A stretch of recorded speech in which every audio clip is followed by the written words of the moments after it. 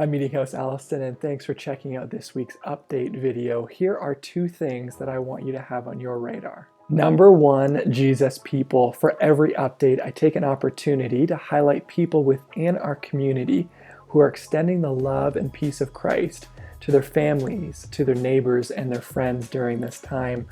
And this week, I want to have a special edition. We're going to focus in on Brody and particularly his work within World Vision. World Vision is one of the global partners that we have as a church.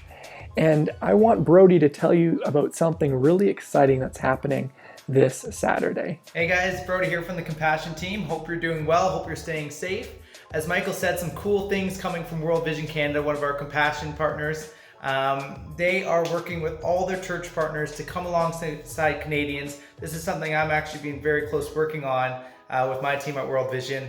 We're coming alongside Canadians during this tough time of self-isolation, and this Saturday just encouraging everyone to get up and get moving. What is that? That could be running, that could be walking, that could be biking, that could be dancing. Whatever moving means to you, get up and do it this Saturday. World Vision has secured a generous donor that's going to be donating $4 for every kilometer completed across Canada on Saturday, up to $25,000. This funding is going to be going towards clean water projects in the DRC, helping slow the spread of COVID-19 in one of the most fragile countries in the world. So what you do to sign up, we're hoping our church signs up on a Facebook event, which the link is in the newsletter, and all you have to do is sign up, say going on the Facebook event, and then just make sure you track your kilometers in the activity tracker on event day, and then $4 for every kilometer that you complete on Saturday will be donated to these clean water projects. So let's do this as a church, virtually, together, but staying apart during these tough times. So looking forward to seeing you guys post and track your kilometers on Saturday, guys. Take care.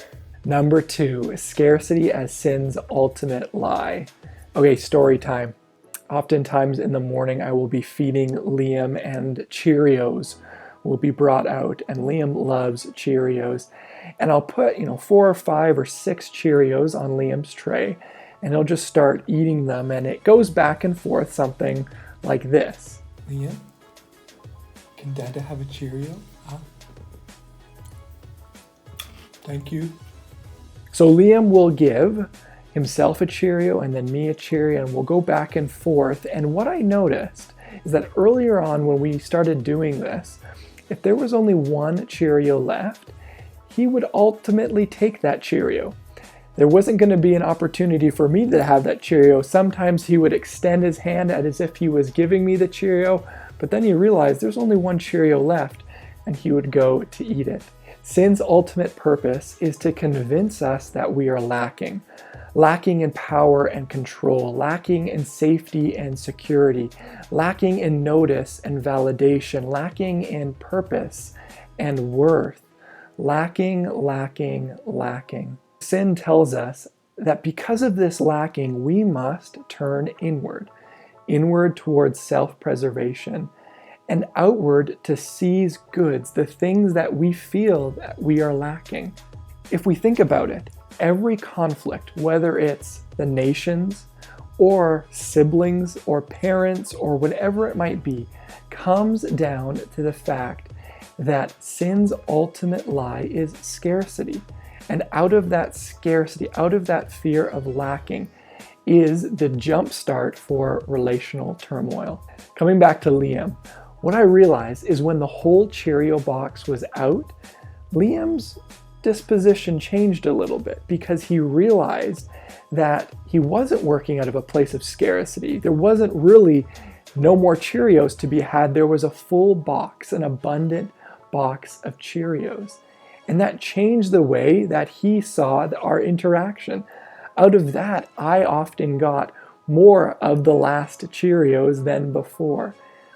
It's a reminder for us that as Jesus followers, we are called to operate out of a place of abundance.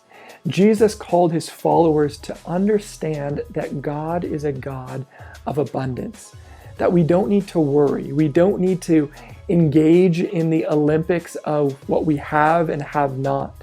We don't have to compete and judge. We don't have to compare.